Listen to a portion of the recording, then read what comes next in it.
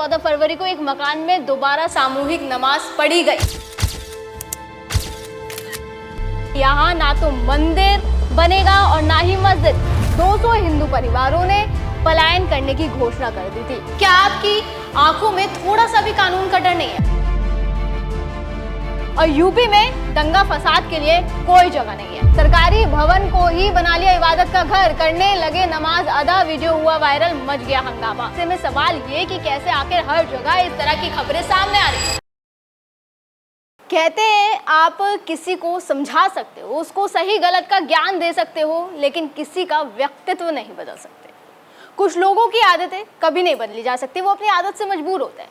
बीते कई दिनों से उत्तर प्रदेश का बरेली चर्चा में बना हुआ है। वजह यह है कि वहां रह रहे मुस्लिम समुदाय के लोगों ने अपने घरों को एक सार्वजनिक इबादत का घर बना लिया है।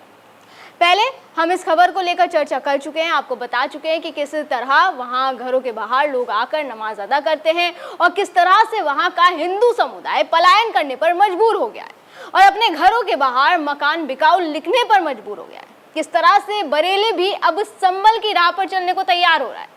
जब इस विवाद को लेकर मामला बिगड़ा तो प्रशासन ने इसे शांत करने की कोशिश की, लेकिन जैसे कि मैंने कहा कि किसी का व्यक्तित्व नहीं बदला जा सकता। प्रशासन की भी उन लोगों ने एक नहीं सुनी और उनकी सलाह को नजरअंदाज कर दिया गया।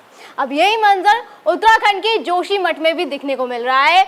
खबर की शुरुआत पहले बरेली से करते हैं। नमस्कार, मैं हूं निकिता रस्तोगी, आप देख रहे हैं DNP इंडिया। आज आपको बताते हैं कि किस तरीके से बरेली में प्रशासन के मना करने के बावजूद, प्रशासन द्वारा पाबंदी लगाने के बावजूद भी बरेली में खुलेआम निजी घरों में सार्वजनिक तरीके से नमाज अदा की गई। खबर आप मेरे पीछे दे सकते हैं। प्रशासन की पाबंदी के बाद भी घर को मदरसा बनाकर पढ़ी गई सामूहिक नमाज।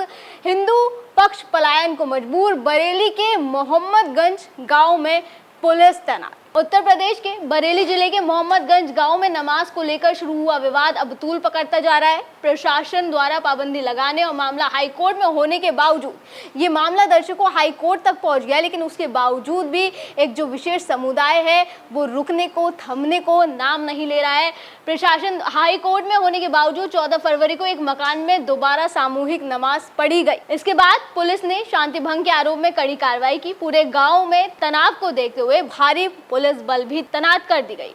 एसपी दक्षिणी अंशिका वर्मा ने बताया कि पुलिस और प्रशासन की टीम स्थिति पर नजर रखे हुए है और गांव में फिलहाल शांति है।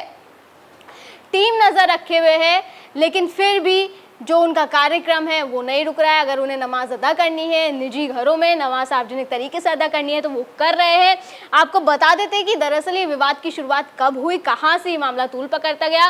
विवाद की शुरुआत 17 जनवरी से हुई थी, जब हसीन मियां के घर को कथित तौर पर अवैध मदरसा बनाकर नमाज पढ़ते हुए कुछ लोग पकड़े गए थे। हिंदू पक्ष का आरोप है कि मुस्लिम समाज नई परंपरा शुरू कर रहा है और उन पर दबाव बनाया जा रहा है, जिससे कुछ परिवार घर छोड़ने की बात करने लगे हैं, हिंदू पलायन करने को मजबूर हो रहे हैं।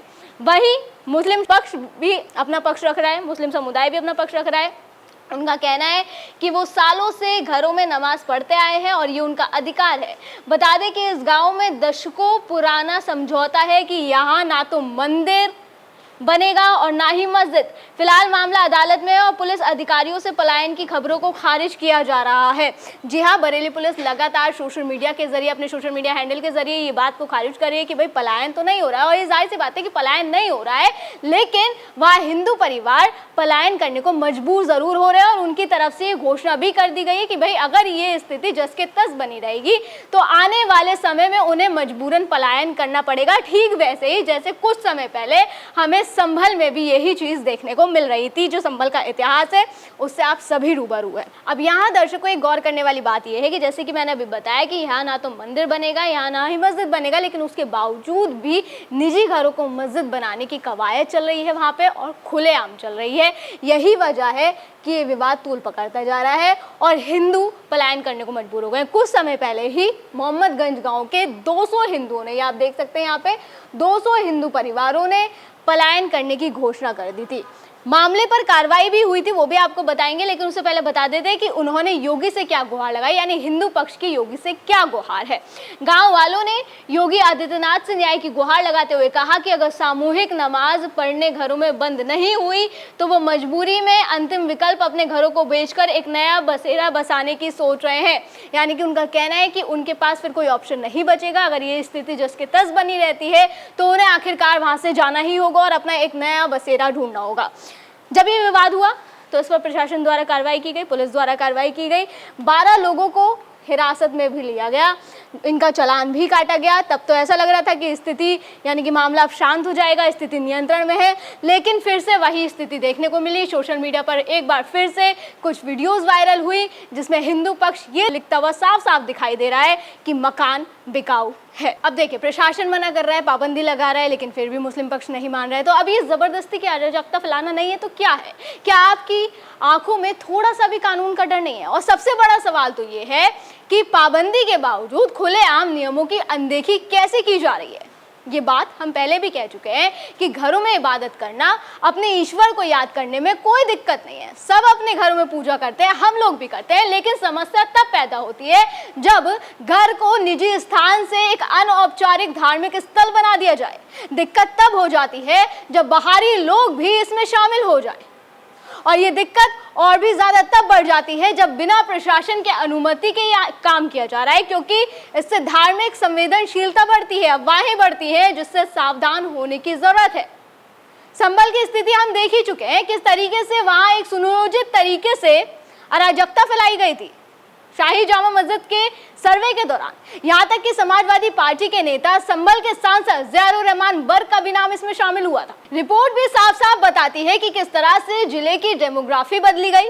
लिहाजा सीएम योगी ये कहते हैं कि जिस तरह से डेमोग्राफी बदलने की साजिश हो रही है, वो कहते हैं कि जिन्होंने उपद्रव करने की कोशिश करी उन्हें उन्हीं की भाषा में समझाया भी जाएगा, और यूपी में दंगा फसाद के लिए कोई जगह नहीं है। डेमोग्राफी बदलने की जो साजिश हो रही है, लव जिहाद के नाम पर हमारी बेटियों के साथ जो खिलवाड़ किया जा रहा है, इसको रोकेंगे, सख्ती से रोकेंगे, जागरूक करेंगे परिवारों को संस्कारित करेंगे, और संस्कारवान परिवार के माध्यम से एक सशक्त राष्ट्र के निर्माण की दिशा में जो प्रवर्तमान अभियान है, इस अभियान में हम भी योगदान देंगे।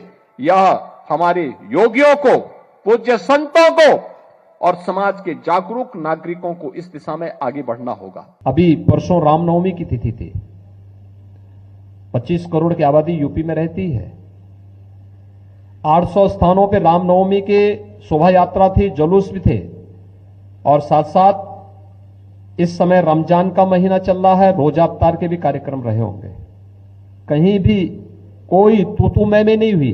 दंगे फसाद की बात तो दूर है, ये उत्तर प्रदेश की विकास की नई सोच को प्रदर्शित कर रहा है कि अब दंगा फसाद के लिए कोई जगह नहीं, अराजकता के लिए, गुंडागिर्दी के लिए, अफवाह के लिए कोई जगह नहीं है। उत्तर प्रदेश ने रामनवमी के अवसर पर, मर्यादा पुरुषोत्तम भगवान श्री राम की पावन जयंती के अवसर पर यह साबित किया है। दर्शकों, सवाल उठ रहे हैं कि क्या एक विशेष समुदाय द्वारा एक पैटर्न बना लिया गया है जो हर जगह अपनाया जा रहा है। पहले यूपी का संभल, फिर बरेली, जिसके बाद अब उत्तराखंड के जोशीमठ में भी यही चीज देखने को मिल रही है। उसकी भी खबर आपको दिखा देते हैं, किस तरीके से जोशीमठ में भी एक निजी स्थान पर सार्वजनिक तरीके से नमाज अदा की जा रही है। खबर आप देख सकते हैं, जोशीमठ में सरकारी भवन को ही, माफ कीजिएगा, निजी स्थान नहीं है, सरकारी भवन है, सरकारी भवन को ही बना लिया इबादत का घर, करने लगे नमाज अदा। वीडियो हुआ वायरल, मच गया हंगामा।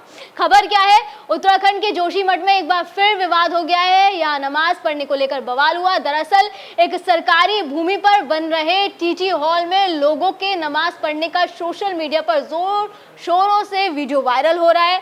वीडियो के वायरल होते ही हंगामा खड़ा हो गया। हिंदू संगठनों ने आपत्ति जतानी शुरू कर दी। इस पर प्रशासन अलर्ट हुआ और नगर पालिका ने पूरे हॉल को सील कर दिया। मतलब चाहे जगह वो सरकारी हो या निजी हो, वहां पे खुलेआम नमाज अदा की जा रही है, बाहर के लोग आ रहे हैं, बड़ी संख्या में भीड़ जुट रही है और वहां पर नमाजें की जा रही है। बताया जा रहा है कि ये घटना बुधवार देर शाम की है।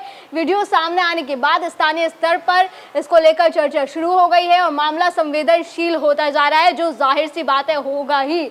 जानकारी के मुताबिक ये निर्माणाधीन भवन मीट बाजार क्षेत्र में स्थित है। वायरल वीडियो में साफ तौर पर देखा जा सकता है कि कुछ लोग भवन के अंदर नमाज पढ़ रहे हैं। बताया जा रहा है कि इस भवन में खिलाड़ियों के लिए टेबल टेनिस हॉल बनाया जा रहा है। ऐसे में निर्माणाधीन सरकारी भवन में धार्मिक गतिविधि होने को लेकर लोग सवाल उठा रहे हैं। जो स्थान एक टीटी हॉल बनाया जा रहा है, वहाँ जो एक सरकारी भवन है, वहाँ पर अगर आप इस तरीके से नमाज अदा करेंगे तो जाहिर तौर पर सवाल उठेंगे। लोगों का कहना है कि ऐसे किसी सरकारी इमारत में कोई कैसे नमाज पढ़ सकता है।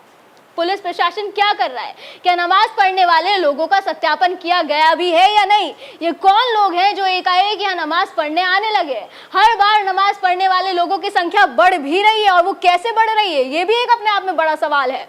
इसके अलावा ऐसे में स्थानीय लोगों ने निर्माणाधीन मकान में नमाज पढ़ते हुए लोगों का वीडियो बनाकर फिर सोशल मीडिया पर पोस्ट कर दिया। दर्शकों, पहले संभल, फिर बरेली, अब उत्तराखंड, जिसे देवभूमि कहा जाता है, वहां पर भी इसी तरह का पैटर्न दिखाई दे रहा है। ऐसे में सवाल ये कि कैसे आखिर हर जगह इस तरह की खबरें सामने आ रही है? क्या एक सुनियोजित तरीके से ये सब किया जा रहा है? इन सवालों के जवाब हम भी फिलहाल ढूंढने में लगे हैं और इनके सवालों के जवाब ढूंढने जरूरी भी है। समय रहते इस पर एक्शन लेना जरूरी भी है, क्योंकि बात सिर्फ राज्य की सुरक्षा की नहीं बल्कि पूरे देश की सुरक्षा की है। इस बारे में आपको क्या लगता है हमें कमेंट सेक्शन में जरूर बताएं। फिलहाल आज की वीडियो में बस इतना ही, फिर होगी मुलाकात। आप देखते रहें GNP इंडिया, हर खबर भरोसे के साथ।